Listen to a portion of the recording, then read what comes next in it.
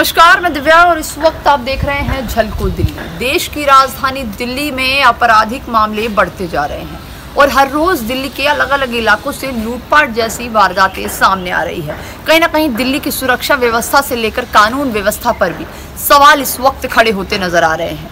आपको बता दें कि इस वक्त हम दिल्ली के सिविल लाइन इलाके में मौजूद हैं और यहाँ से एक मामला सामने आया है कि एक युवक के घर में सरेआम दो बदमाश घुस जाते हैं और पहले घर में लूटपाट करते हैं और फिर उस युवक पर चाकू से कई बार वार करते हैं, जिससे उनकी मौके पर मौत हो जाती है। उस युवक का नाम जो है राम किशोर अग्रवाल बताया जा रहा है। सिविल लाइन इलाके के सबसे चर्चित और नामी बिल्डरों में से एक थे। इस वक्त हम उन्हीं के घर के बाहर मौजूद हैं। अगर आप घर देखेंगे तो आप घर के बाहर देखेंगे अग्रवाल हाउस लिखा हुआ है। आपको बता दें कि राम किशोर अग्रवाल जिस तरीके से बताया जा रहा है कि एक बड़े बिल्डर्स में से एक थे, इस इलाके में उनका काफ़ी ज़्यादा नाम था। उसके साथ साथ ही वो समाज सेवी भी थे और यही कारण था कि लोगों की जो मदद वो करते थे, उसी को देखते हुए राम किशोर रोड, इस रोड का नाम ही उनके नाम पर रखा गया था। बताया जा रहा है कि जिस वक्त अंदर दो बदमाश घुसते हैं, उस वक्त सुबह के 6:40 का समय हो रहा था, जब अचानक से दो बदमाश आते हैं। और देखिए, आपको हम वो जगह दिखाएंगे कि बदमाश कहाँ से घुसे थे। आपको बता दें कि एक सीसीटीवी फुटेज भी वायरल हो रहा है, जिसके अंदर साफ पता चल रहा है कि बदमाश इसी घर के अंदर, इसी दीवार से अंदर गए थे। उसके बाद चोरी की वारदात को अंजाम देने के बाद और हत्या करने के बाद यहीं से नीचे कूदे थे। एक सीसीटीवी फुटेज आपको स्क्रीन पर इस वक्त नज़र आ रहा है। उस सीसीटीवी फुटेज को ध्यान से देखिए। उस फुटेज में आप अगर देखेंगे तो आपको साफ नज़र आएगा कि यही कॉर्नर वाली बाउंड्री है, जिस बाउंड्री से वो बाहर की तरफ कूदते हैं। और देखिए, यही वो टंकी है जो आपको इस वक्त सामने नज़र आ रही है। पहले अंदर लूटपाट और हत्या की वारदात को अंजाम देने के बाद दोनों युवक यहीं से नीचे कूदते हैं और यहीं उनकी बाइक पार्क होती है और बाइक पर बैठकर फरार हो जाते हैं।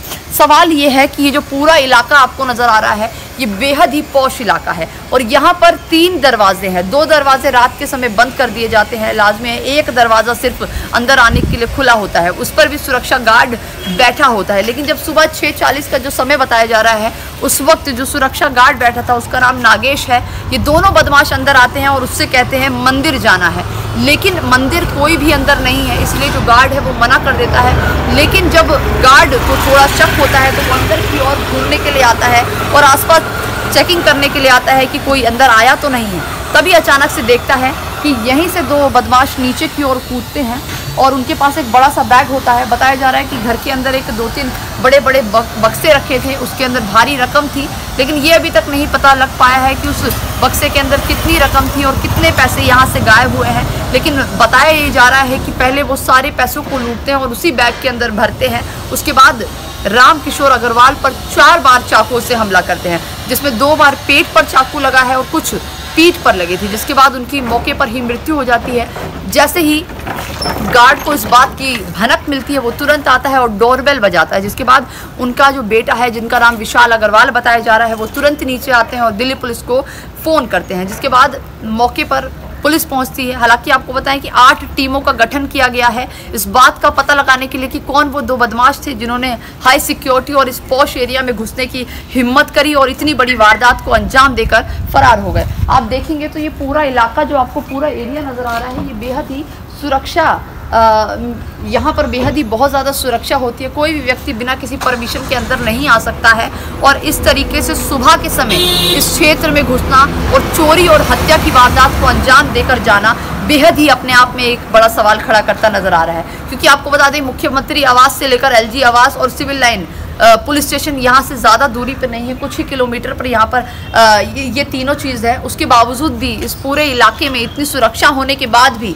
2 बदमाश सरेआम सुबह 6:40 पर अंदर आते हैं और चोरी की वारदात को अंजाम देते हैं और राम किशोर अग्रवाल की हत्या कर फरार हो जाते हैं। अभी दिल्ली पुलिस लगातार मामले की छानबीन में जुटी हुई है। जिस वक्त ये पूरा हत्याकांड होता है, उस वक्त राम किशोर के जो बच्चे हैं वो ऊपर वाले फ्लोर में रहते हैं। जिस तरीके से बताया जा रहा है, राम किशोर जो है वो अकेले ही नीचे इस फ्लोर में रहा करते थे और जो उनके बच्चे हैं और जो पोती है वो ऊपर वाले फ्लोर पर रहती थी। जैसे ही इस खबर की जानकारी मिलती है, वो लोग नीचे आते हैं और तुरंत अस्पताल ले जाते हैं, जहाँ पर डॉक्टर राम किशोर अग्रवाल को मृत घोषित कर देता है। हालांकि दिल्ली पुलिस अभी पूरे मामले की जांच पड़ताल कर रही है कि आखिर इतनी बड़ी वारदात को किन दो बदमाशों ने अंजाम दिया है। अब देखना ये होगा कि कब तक इस पूरे मामले की जांच पड़ताल होती है और कब तक ये पता लगाया जा पाता है कि वो दो बदमाश कौन थे जो सुबह 6:40 पर घर के अंदर आते हैं और पैसों से भरा बैग लेकर यहाँ से फरार हो जाते हैं। तो अब जो भी राय है जरूर कमेंट बॉक्स में बताइएगा।